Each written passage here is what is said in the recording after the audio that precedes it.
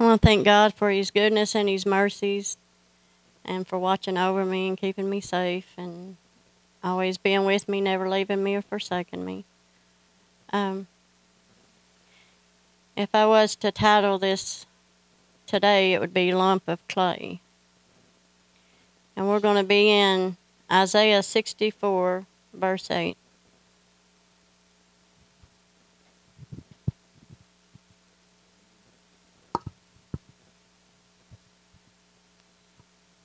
He seemed to wanted to wait until the last minute to give me something. Matthew and them was up there, and Nikki said something about, well, are you ready for tomorrow? I said, well, I ain't got one word yet. But he give it to me, so. And I knew he would. It's just that last second thing just makes you nervous. It really does. But I want to thank him for seeing me fit that he called me to do this. And I know he'll always, prepare me and give me what he wants to be brought out. Because I don't want to do it what I want to say. I want it to be him. It says, but now, O Lord, thou art our Father. We are the clay, and thou art potter, and we all are the work of thy hand. So these clay pots and stuff that you see, it's not done one time. It has to be shaped, go up on that wheel so many times to be shaped and go through the fire. It could take a few times. The first time you go in and do it, it's not perfect. They want perfect pieces so they can sell it to people. So when we submit ourselves to God, we go up on that wheel, and He works with us from day one. He works with us to get the imperfection out of us. He shapes us, He molds us in the likeness of Him, to be the little Jesus that He has called us to be. And we have to go through the fire. Maybe more than once. But we have to go through the fire. There's no getting out of that. Because you have to go through that to come out on the other side to be perfect. Made perfect. And I know we don't like the fire. It's a hard thing. But if we would stop trying to jump off the wheel and trying to do things our way and just go His way, let Him do it. Just stand still or sit still. Sit still. Let Him mold you. Let Him shape you. And if we do this, we might not have to go through that fire but one time. I mean, there'll be different ones, don't get me wrong. But we may not have to go through that one particular fire but once. If we would heed and listen and hold on to His hand, never let His hand go. And He's not doing it to be mean to us. He's doing it to help us, to mold us, to get us ready to be with Him. Because any imperfection is not going to make it into heaven. It's not going to go. Well, I maybe have just a little bit of chip on me or something. Well, that's not going to make it to heaven. Not even a little bitty chip. And that's a scary thought. So let Him mold you. Let Him throw you back on that wheel. Let Him put you back through that fire. Whatever needs to be done to make you perfect to be with Him. This week I had a little incident. I'll tell on myself. We was at work and we're doing hiring. So supervisors has to hire people. So I was sitting there, and a manager, which is over me, come to me, and he smarted off to me right there in front of somebody I was getting ready to interview. It embarrassed me. And it kind of made me, I give him the eyes. It kind of made me, it just embarrassed me. I don't like to be embarrassed by nobody. If somebody needs to talk to me, take them to the side, but don't do it in front of everybody. So I snapped back. And as soon as I snapped back, I felt God starting to chisel. I started feeling bad. I had to go to the person and say, I'm sorry, I shouldn't have snapped back to you. That ain't me. That ain't the way I'm supposed to act. Even though he apologized to me.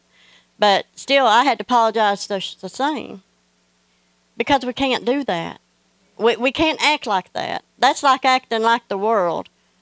You know, things is going to come to us. Things is going to hurt us. Things is going to be said to us and done to us or whatever to hurt us. But we've got to act in a positive way. We've got to act.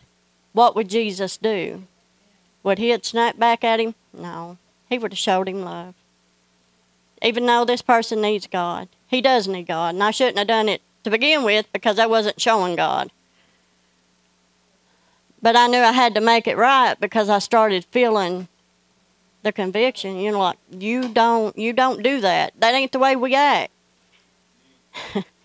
So I had to humble myself down, go to him, say, you know, I'm sorry. I don't act like that. I shouldn't act like that.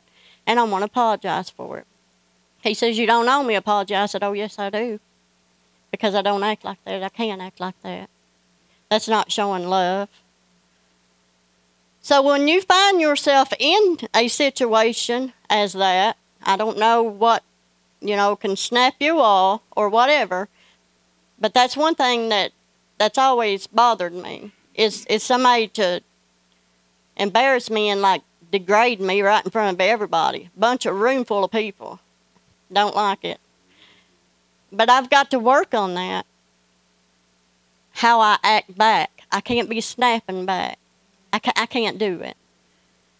So I get back on the wheel and he starts molding me, chipping that piece away but I know it's going to be perfect. I'm going to get to the situation, get to the point that I won't be doing that. That I won't be snapping back at people for, you know, that's just Satan lashing out at me because he knows what ticks me. And that was Satan coming at me and I let him because I snapped back. And it would get to a point, if I didn't snap back, Satan wouldn't bother me in that area no more because it'd say, hey, it don't bother her no more. So I can't use that. I'm going to have to find something different. But everything that approaches us, we've got to work through of how we're supposed to act. Because if something would have happened when I done that, I could have died right then. Where would I have been? That's a scary thought to me. That's a very scary thought to me of where would I be if at that moment, and I could have been called, you know, that could have been my time to go. After all these years of trying to make heaven my home, I would have ended up in hell. So we've got to watch. We've got to watch what we say and how we act, how we do. And we can't hang with the gang and act like them. I've seen many of people wanting to hang with the gang so they can be popular here on earth. I could care less if I'm popular or not. I could care less if anybody likes me or not. I mean, that's just the way I am. I mean, yeah, I want people like me, but I could care less if they don't.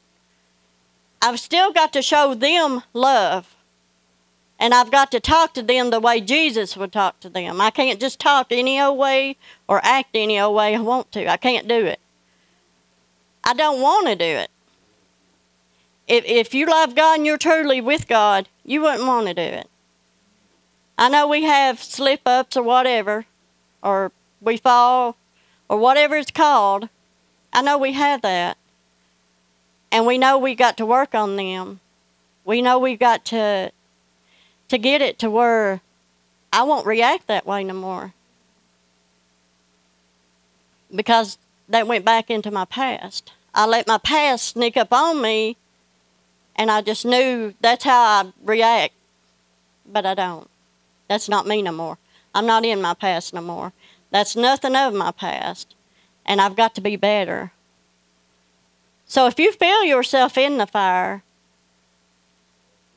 just thank God for it. Because when you come out, you're going to be purified. You're going to be purified as gold. And you're going to be perfected in that area. or whatever it is that he's putting you through the fire for. We've got to do it. So we might as well just suck it up, Buttercup, and just go on.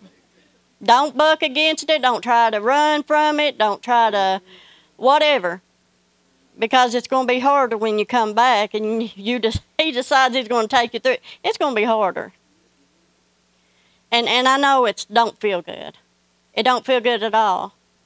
But he's doing it for love. Because he wants you to be with him. He wants you to be with him. And he's not doing it to hurt you or be mean to you, because he's not a mean God. Just like parents, whenever they correct their kids, they're not a mean parent. They're just trying to correct them because they don't want to see them get hurt. And 9 times out of 10, if a kid don't listen, it's going to get hurt. Poor old Jace. But anyway, bless his heart. But anyway, we've got to listen. We got to submit to him. And we've got to go through these to make us better. And it makes your faith grow. Because I've been through fires, and I made it through them. But, boy, I thought I was going to die. And I thought I was going to just combust or whatever through it. But I made it through it. And I look back now, and I'm like, that's made my faith a little bit stronger. And that's made me grow through that area. That's helped me. At the time, I didn't think. I thought, Lord, are you trying to kill me or what here? But he's not. He's not. He's not trying to kill us. He's just helping us to grow. And he loves you. So if you catch yourself going through something like that, just go with it. Don't go against it, like trying to swim upstream whenever the water's running the other way. You're not going to make it. Just stay with the current, the flow of what God's doing, and know that on the other side, it's going to be wonderful, and it's going to be such a blessing and honor to be able to stand in front of him, and he says, well done, my child. Come in. That's going to be wonderful. But to get up there after we fought him like tooth and nails, wanting to be unruly children, and you don't make it there, and he says, depart from me, and you have to go in the lake of fire for forever. So a little bit of pain be worth it when you make heaven your home. It's going to be worth it. So just hang on. There's more fire to come until you take your last breath. There's more fire to come, but hang on. Don't let go of his hand. Don't try to do it your way. Just hang on and go his way. And it'd be so much quicker and so much better. And you will make it through it. I promise. I've made it through. And you will make it through it. But it's up to you if you want to make it through it. So just hang on to him and don't let him go. We don't have time for that now. Because we're almost home time. We're almost there. You could see it. If you look, you could see it. We're almost there. So don't let go now. That Satan wants you to. But don't let go. So if you find you a place to pray.